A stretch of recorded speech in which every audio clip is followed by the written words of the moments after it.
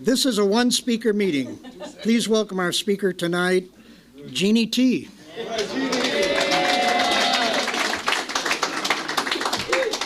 Hi, my name is Jeannie. I'm an alcoholic. Hi, Jeannie. Gosh, what a crowd.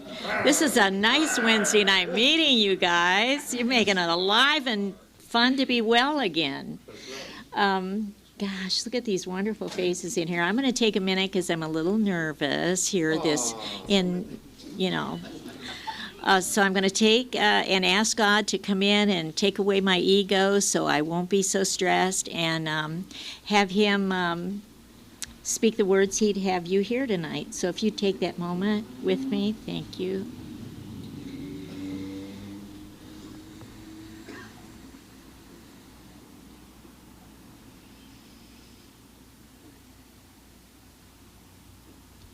Okay, gosh, I feel great now.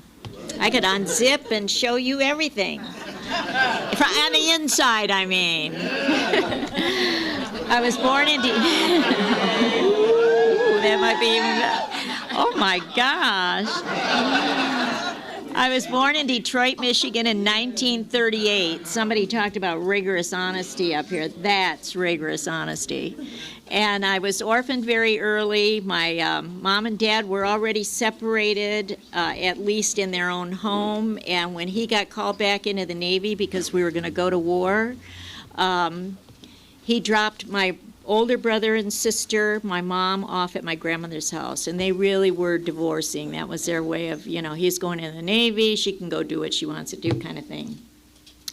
And so that went on for about a year. My dad was in the Navy. My mom went to downtown Detroit to a job that she worked at the Federal Building, downtown Detroit. She met some detective who was there to quell the race riots that were going on in Detroit at the time. All the men were away at war, or most of the men. And so this guy came from another state, and my mom decided she was going to leave with him. And she got us kids all dressed up to go, and my grandmother said, you can go live a life of sin, but you're not taking these 3 beautiful babies with you. So you want to go, you want to get straight, you can come back and get your children.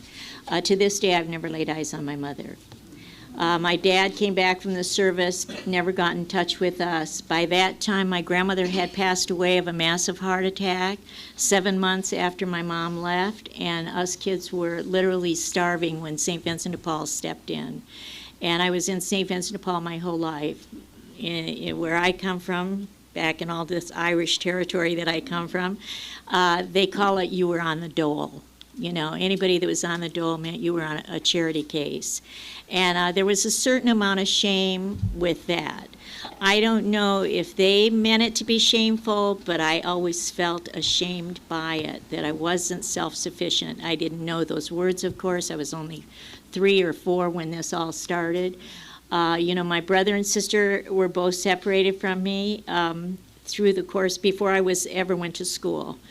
My brother was taken away from the people who lived across the street from us. We stayed with one aunt. He stayed with the other aunt. 2 sisters lived across the road from each other in country Michigan. And he decided he wanted to come and play with us one day. And she said, no, I don't want you crossing that road, the lady he lived with, our aunt supposedly. And she said, I don't want you going across and playing with them. And so we came out to play. He was playing in his yard. We were playing in our yard. And he decided this game would get us together without really playing together. He would spit across the road to us. It would fall at our feet. We'd go, wow, Olympic spitter. Gosh, he's great. I'd try to spit and it'd all go down the front of me. He'd roar. And we were just having the best time with this little game. When this lady came out, she grabbed my brother by the nape of the neck. She danced him up those steps to that farmhouse, and I never saw my brother again. And my sister was removed from this same house, almost the same way. The people were moving that we lived with. The sister we were living with was going to move. And we were going to be sent back to St. Vincent de Paul, my sister and I. So I'm sitting on our box of clothes. I hate these people that live in this house. I'm sitting on their porch. I don't like these people. I know my sister don't like them. We talk about it all the time when we go to bed at night. But I look at my sister, she's got this long, drawn face, and I'm thinking, well, why is she bugged, And I'm kicking the side of my box. I remember I'm reading Little Orphan Annie, where they had that dog named Sandy, and Daddy Warbucks with all the money, and that's probably where we're going to go next. And I'm looking forward to this, And when the social worker came to pick us up to take us back to St. Vincent de Paul, I got in the car. The box went into the car. Guess what? The door slammed. The lady started backing out. My sister was still on the porch. And when I saw my sister wasn't getting in the car with us, I blew up. She said my face turned beet red. Every time that car parked or went to a different position, I was at that window looking at my sister. She said, when I looked at you, my face was so beet red that she knew they would bring me back to her because she was the only one that could make me mind. She was 2 years older than she was like my little mother. When we walked someplace, she made sure she had my hand. And when I got in trouble, she tried to get me out of it. She tried to keep things from happening to me. And the reason they were sending me back was because I was getting her in trouble. She was a good little girl. I was in 12 different homes before I was 9 years old, so it tells you I wasn't a very good little girl. And, when I left my sister, it was like... I remember the next place I went to live, they kicked me out of the house for something I had done, sent me outside to play. And I sat in this little red wagon, and I thought about my sister being gone. And I thought about my brother being gone. And I sat in that little red wagon. I hadn't even started school yet. I was sitting sideways in the wagon, and I had the thing that steers it, like here. And I pushed that thing down like there's no sense in even steering your life because you're not going to go anyplace. And I put my hands on my lap, and I decided right then and there that it was me against the world. From then on, nobody was going to protect me. I had to take care of me. And that little tweak in my brain that protected me, that gave me the courage to keep doing what I had been doing, tweaked everything that happened to me from then on.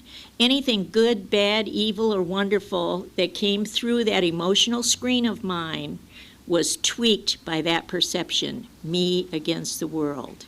Me against the world. Me against you. I could pretend, I could do all the stuff you told me to do, but guess what? When you said thou shalt not, that's when I wanted to. Don't tell me no, because that's just going to make me want it more. And I made that decision, which, like I say, built a wall around me. And I call it was like I sort of clothed myself in the armor of the adult. From then on, it was me against the world. If I wanted one ice cream, if I wanted vanilla, I better get 3 different flavors just in case, because I don't want to think I missed out on anything. And that's the sort of perception I brought to my drinking. 1 White Russian, better have 5. Mudslide, yeah, I think I'll have a double. And that's the kind of perception I had. And I always needed something better. I needed better marks in school, just to prove that, hey, I can do it. I needed more friends, just to prove that, hey, I'm a good girl. And all these things that I did was always colored by that little 3-year-old mind or 4-year-old mind, me against the world. And I grew up with that attitude, and I got pretty good grades in school. I went to Catholic school my whole life. Every home that I was ever put in was always Catholic, so I had that constant religion thing. I had an excellent education because of it. And the Catholic school was really good for me. I can't say, a lot of people complain about Catholicism, but, I never had any priest problems. Or nun problems. But anyway, when I was in the 11th grade, I decided that my girlfriend decided she wanted me as her lower companion. My girlfriend was kind of wealthy. Her uncle had a lot of money, and she had him sign me out of St. Vincent de Paul. I was 15 years old. I'd gone through the 11th grade, and when the summer was over, after we hitchhiked to Memphis, Michigan, I wish it was Memphis, Tennessee, we'd hitchhike to Memphis in our little crisp white blouses, go drinking with the boys, come hitchhike back home. Her mom was an alcoholic. Well, I can't say that, but Zita, she was in the bar every night. And she was never home, so we just kind of roamed and did what we wanted to do, and it was a safe time and a safe place in those days when we did that kind of thing. And so when the summer was over, I remember Zita taking her 2 daughters Bernice and Stella in the kitchen going, she's wearing our white blouses, and, you know, she's doing this, and they were whispering, you know, when you hear people whispering in the kitchen and you ain't in there, you know it's about you.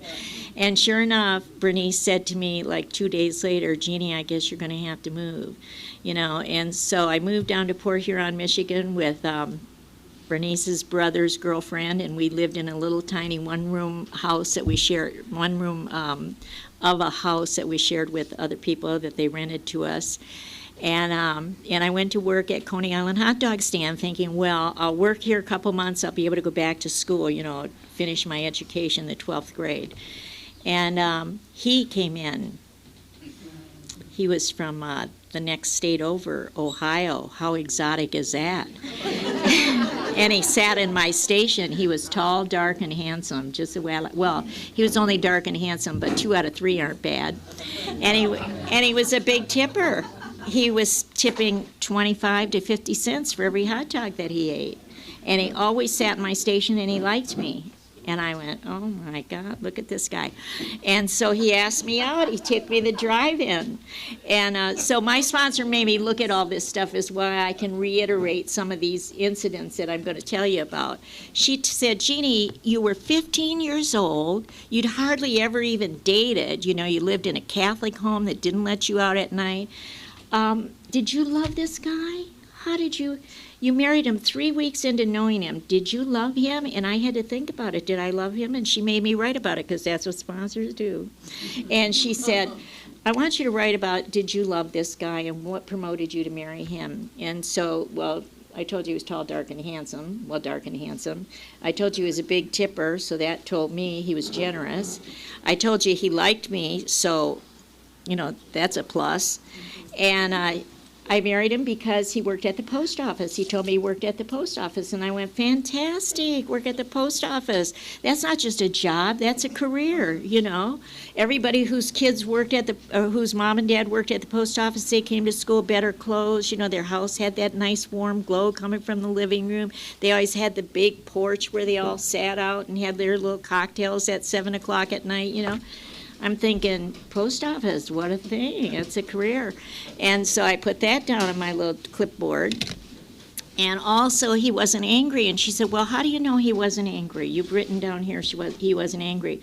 I said, well, one time he took me to the drive-in, and I had read some romantic novel, and they talked about a Caesar salad, and they talked about it having anchovies in it.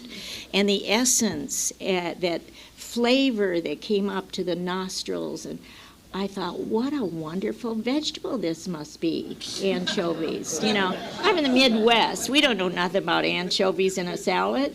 You know, we chop, you know, vegetables in a salad.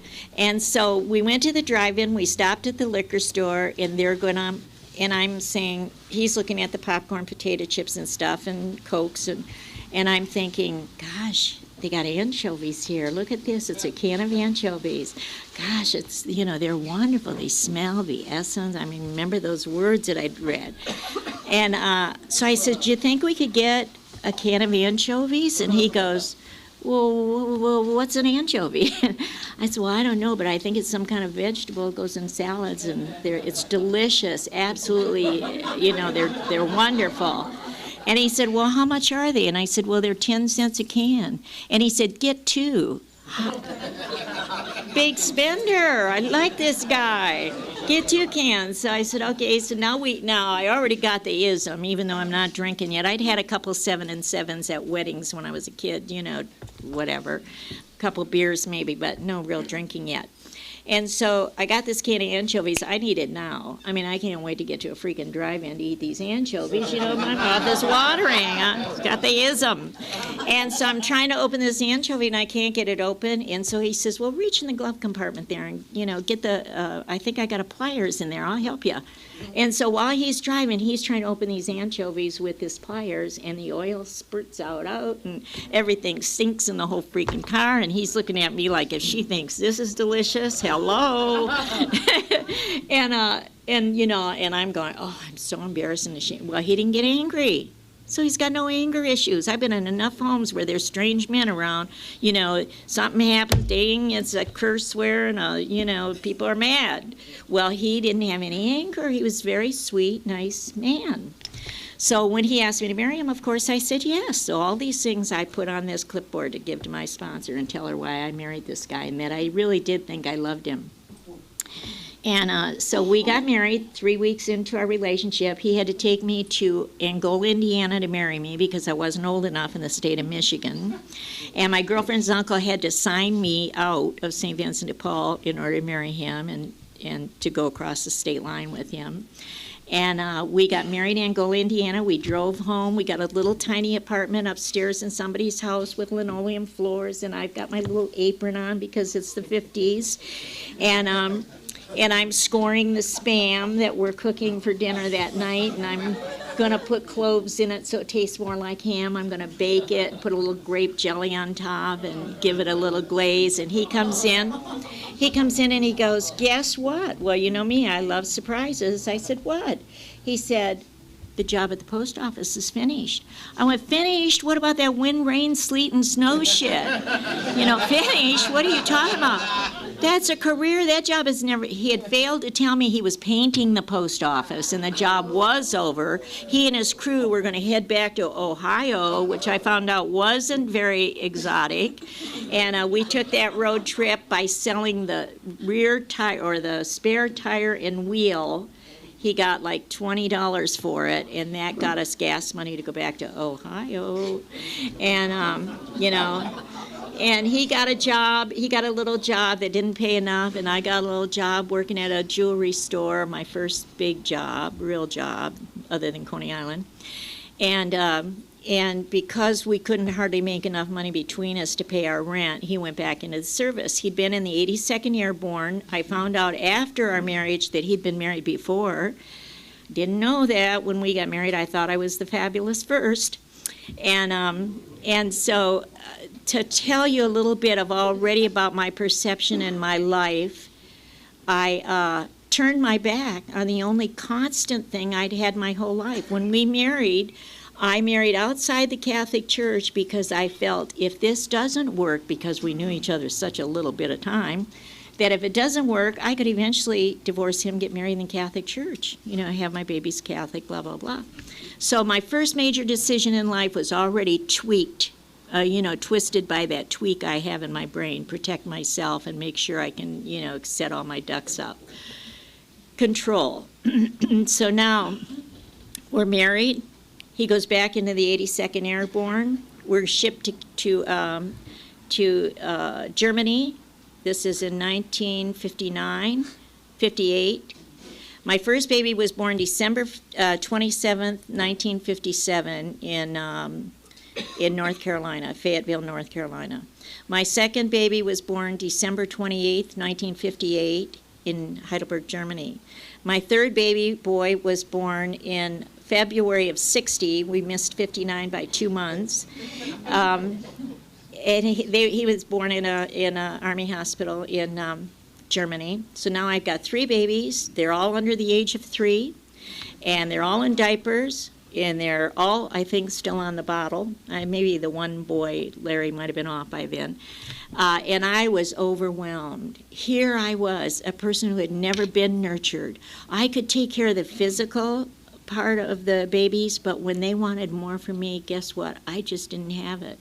The only time I made amends to my son later in years, and the only time I really felt filled up with love for my children was when they were sound asleep or in bed or taking their nap. I'd go in and really look at them and go, God, he's a beautiful little boy. And I loved my boys.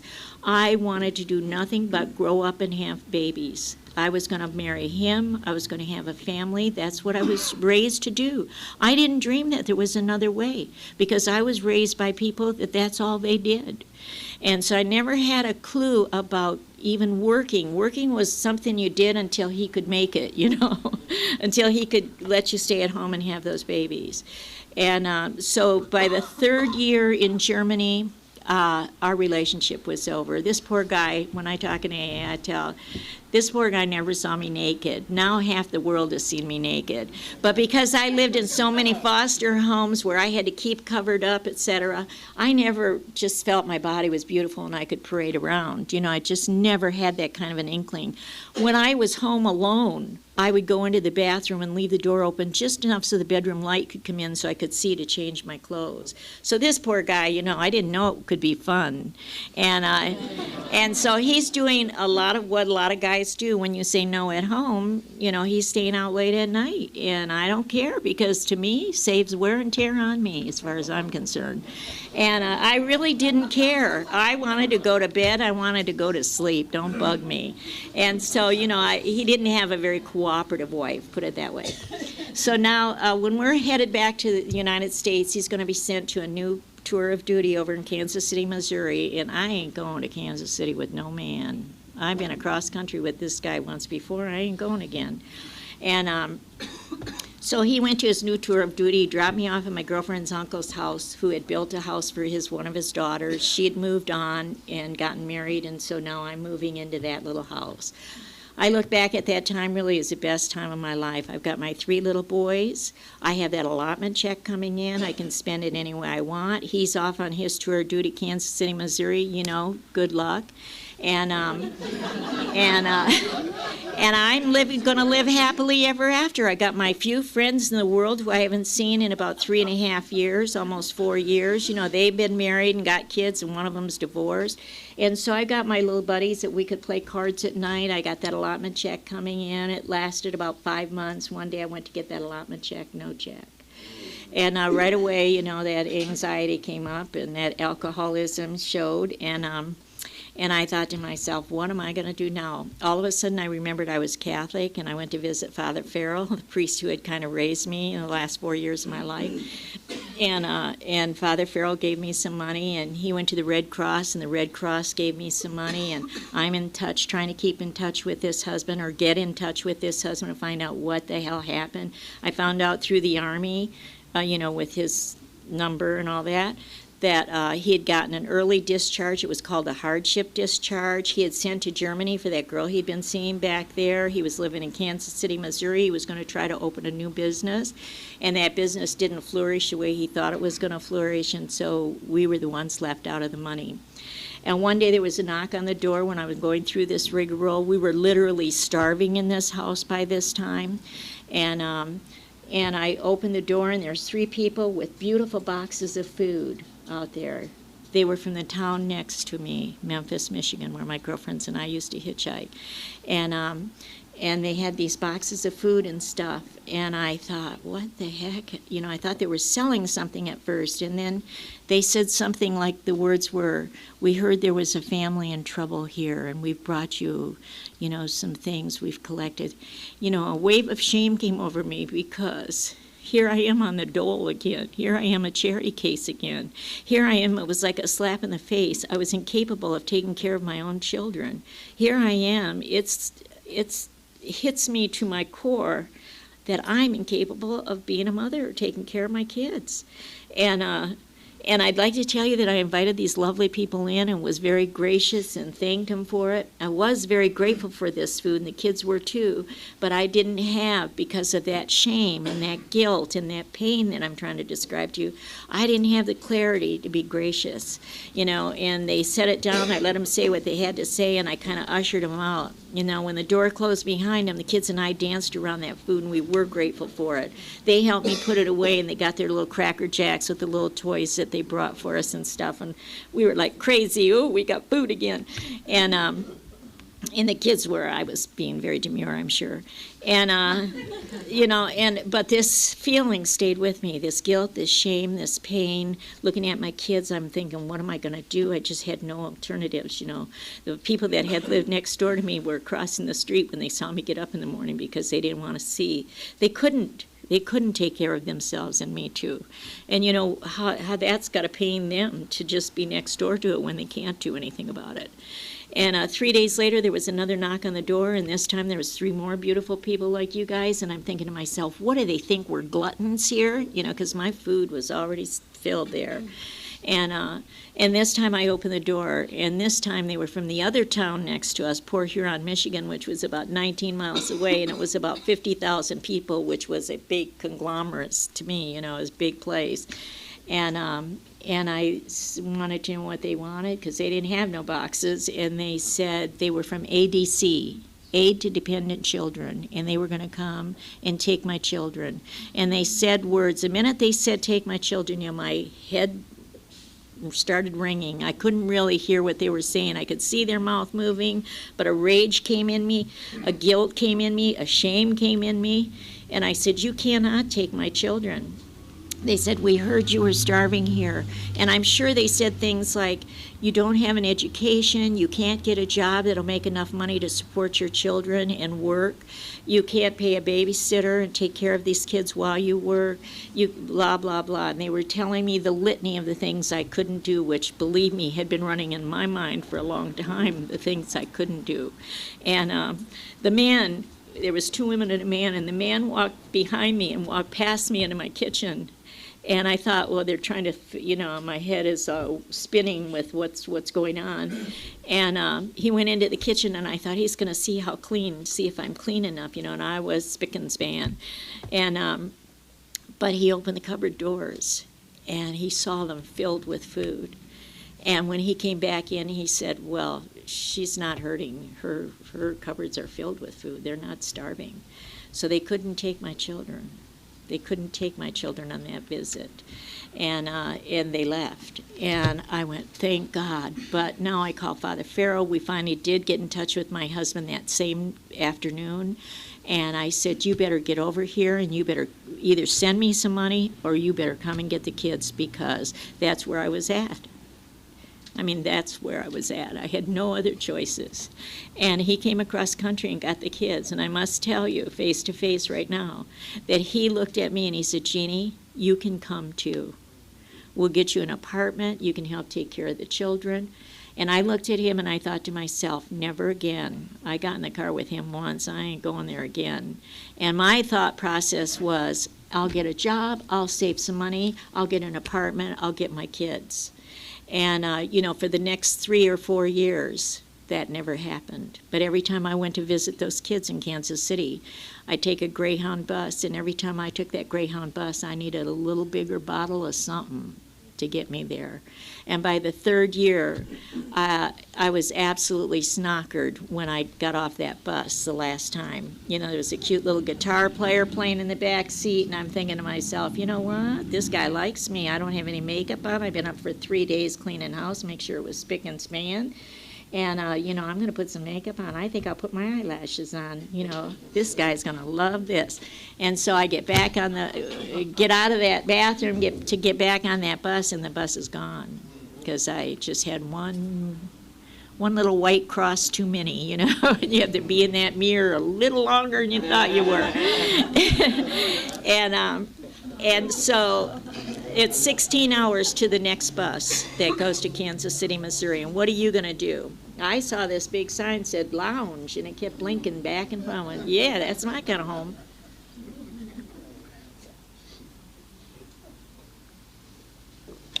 Now, those 4 years, I've been working in a bar. My girlfriend's uncle happened to own a bar, and it was like the hip spot in town. And we had all the big bands come through, you know, and we made a lot of money. I was a hostess because I wasn't old enough to bartend. And so I know the wildlife by now, you know. I know those white crosses that are swirling around Detroit and Michigan area, you know, with all those factory workers and truck drivers, etc. And there's a few things going on. I'm not part of that. I'm pretty much a purist, but I do take a white every once in a while just to stay up long enough to clean my house good.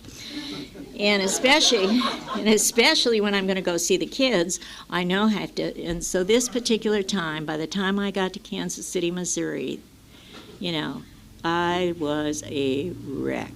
I've been tipping everybody at that bar for 15 hours, telling them, make sure I get on that bus. I missed the bus to go see my kids. Please, you're the bartender. Make sure if that bus comes and I happen to be sleeping on my arm, get me out of here and get me on that bus. And so everybody's promising they will, and they did. They got me on that bus. And the next 5 hours until I got to my husband, you know, I tried to nap on that bus, but I really couldn't because I was too wired.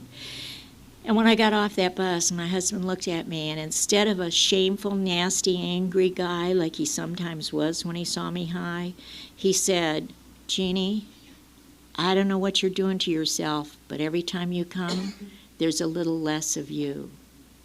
And you know, that was like a moment of clarity, not my own, directed by God to me. You know, I felt it in my heart. He wasn't saying it nasty. He was saying it almost with some concern. He hadn't had any concern for me since I, you know, told him take the kids and go. And so he said, "I can't bring your children to you looking like that. You can't have your kids when you're looking like that." And he said, "I'll take you to a motel." And he took me to this little motel, and he put me in there, and he said, "I'll be back tomorrow." And he came back the next day and knocked on that door, but I was so out of it that I didn't even wake up. And the third day he came back, and guess what? I thought it was the next day, you know, and I, "Oh, hi, how you doing? I feel better, blah, blah, blah. Where's the boys?" And I looked out the window past him, and I saw the boys. You know, they were in the car with him and Carla the midget. And, and they were sitting in the back seat, and the midget was sitting in the front seat, where my seat. And my husband said, I can't bring the boys in." He said he had a briefcase with him, and he sat down at the little round table in that little hotel room or motel room, and he said, "Sit down." And I sat across from him, and he pushed some papers across to me, and he said, "Jeannie, every time you come here, there's, you know, you're worse off than you were the last time. Every time you come, you promise these boys you're going to come the next time, you're going to take them with you. All week long for 3 weeks after you leave, all those boys can say is, 'I don't have to do that. My mom's going to come and get me. I ain't doing that. You can't, you're not my mom. You can't tell me what to do.'" The midget didn't like that very well. And he said, "You come, you see that they got a good life with us. We're 3 blocks from the dang school that they go to. You see them go off to school hand in hand. You see their little trophies for the games that they're doing and how well they're doing in school." He said, "Every time you come, you just disrupt our lives." And he said, "They'd be much better off if you just signed these papers and let Carla and I take care of them." And I looked at him, and I'd like to tell you that I wanted to go to every court in the country and fight for those kids, but the truth of the matter is, those words gave me a sense of relief. For the first time in my life, I could see that I wasn't going to have to try to do this the way I was trying to do it. And when he put those papers across to me, I signed those papers, and I closed that book and handed it back to him. You know, when he put me on that Greyhound bus without saying goodbye to my kids, because I couldn't, because I didn't have the courage to say goodbye to my own children, even though he offered me. When he put me back on that bus, I cried from Kansas City to Port Huron. But in that crying jag, I said to myself, I'm going to close the door on that part of my life. From then on, if you said, "Jeannie, do you have any children?" I'd say, "Yeah." Have you ever been married?" I'd say, "Yeah." "Do you have children?" I'd say, "No." Because who better than I knew what kind of a sin it was not to take care of your own children? Who better than I knew what my boys were going to go through because they weren't going to have a mother just like I didn't have a mother. And I did what it talks about in the big book of Alcoholics Anonymous. I closed the door on that portion of my life. And when I got back to that Port Huron, that my hometown kind of thing, the guy who owned the bar next to ours used to come in every night, and he'd count heads just to see how good we were doing compared to how good he was doing. And one day George Joseph came in and he said, "Jeannie, you're never going to make enough money in this town to get your kids." He said, "I heard they're opening a Playboy Club down in Detroit. Why don't you go down there?" I said, "George, I can't afford to fucking pay my rent. How am I going to go down to Detroit and get a job?" He said, "I'll bring you the money. If you don't get the job, you won't owe me the money. If you get the job, you can pay me back the money." And the next day he came in and gave me $100. I got on a Greyhound bus. I went to Detroit. I got a little room in a young woman's club. It was a religious club. And all the girls that lived there, you know, were studying to be nurses and secretaries, et cetera, going to school. You know, I'm going to bunny school. And I got hired at Playboy, and, you know, came up those stairs after the bunny mother told me that I was hired and tried that little costume on me and said, oh, her legs, you know, they were like cow. I was like a cow. They were, oh, she got good legs. Turn around. Oh, you could lose a little weight, maybe around the waist, you know, blah, blah. And I didn't care what they said. When they said I was a bunny, I flew up those stairs because by now I had seen Playboy magazine. I'm going down to be a bunny. I'm going to read up on it. And has anybody got a Kleenex? My bunny mother was Claire Elias, who started Elias Brothers Big Boy. Her and her husband were getting divorced down in Detroit at the time. Thank you. And she was our bunny mother. She was great. She hired me. And when they hired me, they gave me this little clipboard. It was the same thing that when the Playmate, you know, when you open that thing of the Playmate, not that you guys ever do the reading part of it, but there's a place in the back that tells her whole bio, you know. Oh, she's blonde, 5'7", you know, she's gone to college, she's this, she reads, and they had that same thing for me to fill out. I lied through it all. What's your favorite book? Mein Kampf. I'd heard about it in Germany someplace, you know. What do you like to do on your days off? Oh, I play tennis, I horseback ride, you know. Very much into going to I almost said casinos. What do you see? I can't even say it, so you know it was a lie. And I just wrote this whole beautiful story of who would I wanted to be, you know. And I mean, they published it and everything. They believed it. And I flew up those stairs. Now I got that badge that we all need. We got to know we're something special. We got a little something going for us, an edge, you know. And that's how I got to you. I needed that edge. I worked for Playboy 15 and a half years. I flew that big black jet, the Playboy Bunny jet. I opened new clubs for half all over the country. I opened 11 clubs.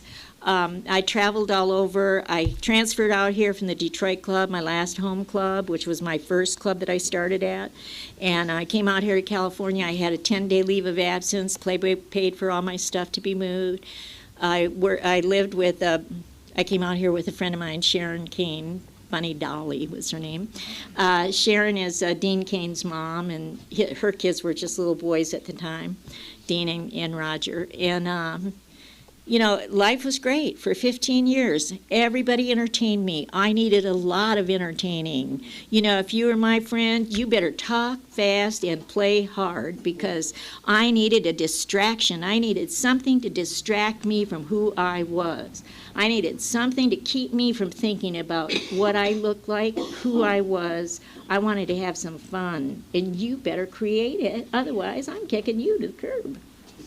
And that's just the feeling I had. I had to be going. I opened the door to the bar, dirty bars, you know, red carpeted, but you don't see the red anymore, you know, bars. Bars that stink, that's the kind of bars I want. I might start out at the Polo Lounge, but I ended up down at the Prince of Wales or the Harbor Room. Hello. Bar Melody was another one. I love that Bar Melody. The things that go on in that parking lot, I could tell you a story or two. And this was my life. I had to be entertained. I had to be kept busy. I had to tire myself out so I could go to bed. You know, if you were there, perhaps. If not, you know, it ain't all that fun. Remember me? And so this was my life. I was on that treadmill, and that treadmill was going faster than I could keep up. And one day I went to work. I lived next door, conveniently located next door to a guy who was 6 months sober. He happened to be my bartender at the Marriott Hotel, which is where I'm working now. I'm manager of the lobby bar. I meet people from all over the world, and guess what? I go drinking with them. And I go drinking with 3 shifts of people every night. And one of those shifts of people happened to be Jay's wife, Jackie Stinnett. Jay's 6 months sober, right? He's still got the shakes. I know, he's an alcoholic. But a year goes by, Jackie and I go out every single night. We hit all these dirty old bars I'm telling you about, you know. She's drinking beer out of long neck bottles. I'm drinking bowls full of Southern Comfort on crushed ice or whatever, you know, chapter 3.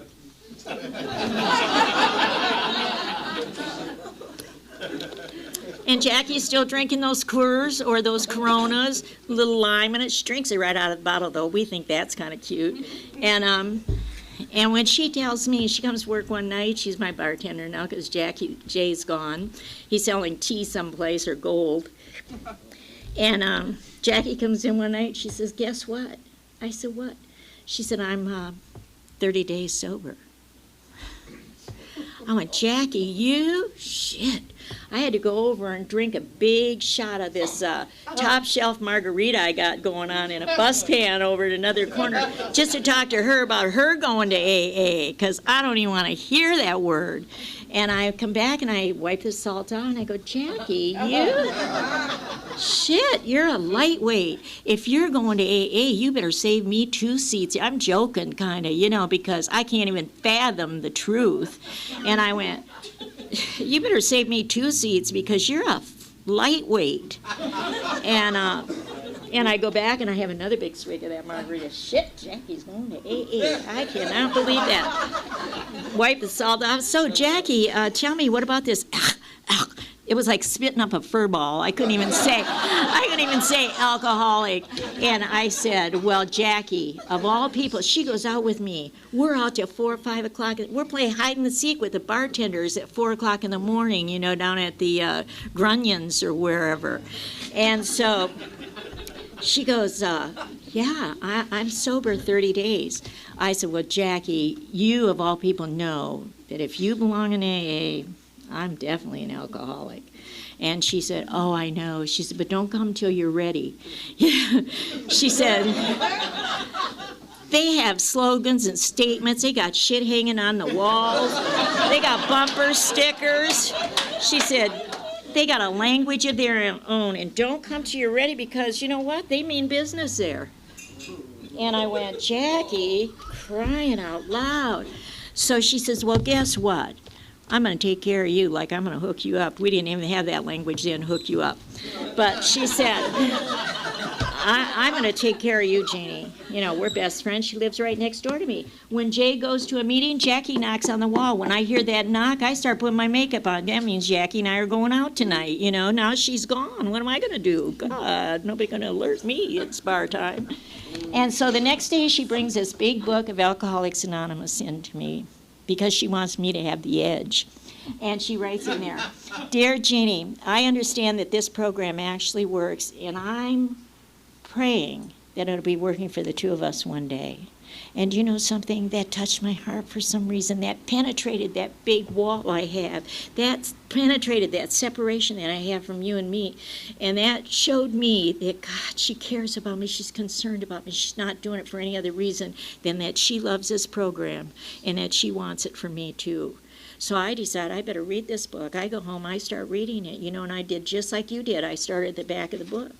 I started reading those stories. And I started reading those stories, and when it got to the place where, you guys described your pain and I identified with that pain, I had to put that freaking book holding my, my couch up, keeping the door open in a party, putting my wine on it or whatever. That book did not want to go into my face again until about 3 months later, and I'd go through that book every once in a while, but when it touched that pain, shit, I couldn't take it anymore.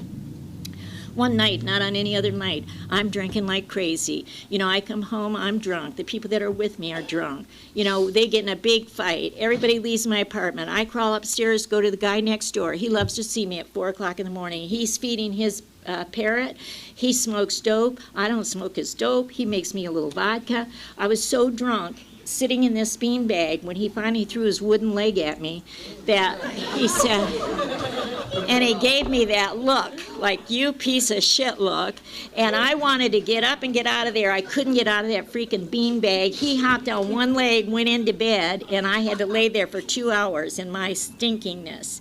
And when I went downstairs that day, I thought to myself, you know what? I better read that chapter of how they do it. Today I know it is chapter 5 and how it works. And I started in the front of the book this time, read the doctor's opinion, really identified. It gave me some relief because I could see there was somebody else that had what I have.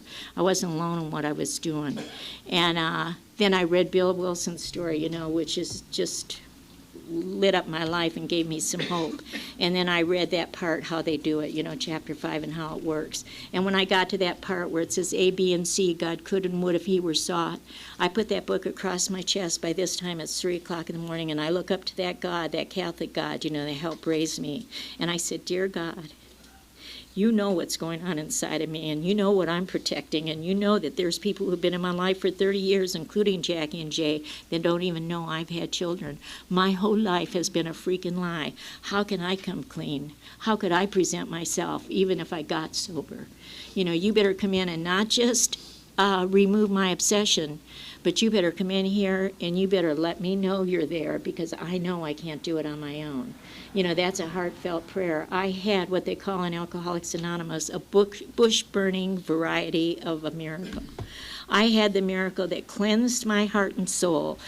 My stomach rearranged itself. The parts that produced those babies went back into place. God put me back together physically, and I felt every move of it. I had to go, oh, I got it. Stop already. I really had to stop him. I knew he was there, and I had to stop him because I couldn't take any more. I went to sleep that night, and I've never had a cocktail since. I've never had an adult beverage. I've never had anything except a little hit off of an outside issue when I was about 1.5 years. I really got sober in '86. I only claim that I'm 21 years clean and sober, because this is the kind of program we have here. We got to be squeaky clean. If you're within the sound of my voice, you had the same kind of miracle I have. It might have been decorated a little different, but you're here, you've had the same miracle. You know, those children, when I did that 9-step letter, have been brought back into my life. My middle son was the first to make a call.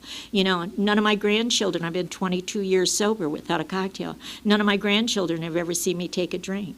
You know, I had a son who didn't come back into my life for 15 years into my sobriety. But you know what? I needed it when he came back into my life. He was my youngest son and knew me the least. Carla was really his mother. You know, that midget. I love Carla today. I love Carla today. I love my family, who I created. My sponsor told me, take responsibility for yourself. You can't be that poor little orphan girl on a pity pot. You want an education, go back to school. I have a totally different career today because I went back to school and did the little bit of work you taught me to do here. I did those steps to the best of my ability. Everything has been restored to me. My children have found forgiveness that I couldn't even imagine having for their mom. You know, they respect me. They love me. My husband died last Friday morning. You know, that husband, Bert Lane, who I didn't know if I loved or not. Guess what? When I did my amends to him when I was 7 years sober, I flew into Kansas City to meet him, and I went around the back of the building where was his restaurant, and he was bringing some supplies in, and I had this long winter coat on, and I walked back to him, and he saw me coming, and I looked at him, and I said, "You don't recognize me, do you?" He said, "I heard you were in town." And I walked up to him and I did what you guys taught me to do here. You know, I gave him a hug. I didn't have the shame of having left my children behind. I didn't have the shame of giving him the total responsibility of raising my children. I walked up to him with pride and clear-headed, and I looked him in the face. I gave him that AA hug that you guys taught me to do. I held it a little bit longer. When I backed away from him, he had a little bit of a grin on his face, and I thought, I did love this guy, you know, and I gave him another hug. I did love this guy, and I totally loved him. You know, he died Friday morning, and I've been reading his obit. I didn't go back. My middle son said there'll be enough drama there. My husband happened to be married 5 times. He's now married to a drug addict, or was before he passed away. And he said, there'll be enough drama there. You don't need to be there, Mom. And I'd rather save that time to be with my kids on a better occasion. 4 of my grandchildren, my youngest son, the one that took 15 years to get to me, his wife Heather, and my 4 grandchildren spent 4 days in Disneyland. You know, they adore their grandmother because I buy them anything and everything they want. And, you know, and they look at me and they said, "Grandma, you look like an angel." I was in my white nightgown. He said, "Grandma, you look like an angel." And I said, "If you only knew." And, you know, this is what you guys did for me. You gave me a new face. You told me my first week of sobriety that you are the architect of your own life. You can create whatever life you wanted. I thought I was over the hill. I was 48 years old. I'm 71 today. I'm just beginning to live. I love life. I want to live to be 100. Don't buy any insurance on me because it'll never pay off in your lifetime. You know, I came to you looking for love, and for the first time in my life, I feel safely held. And I want to thank you all for that. Thank you.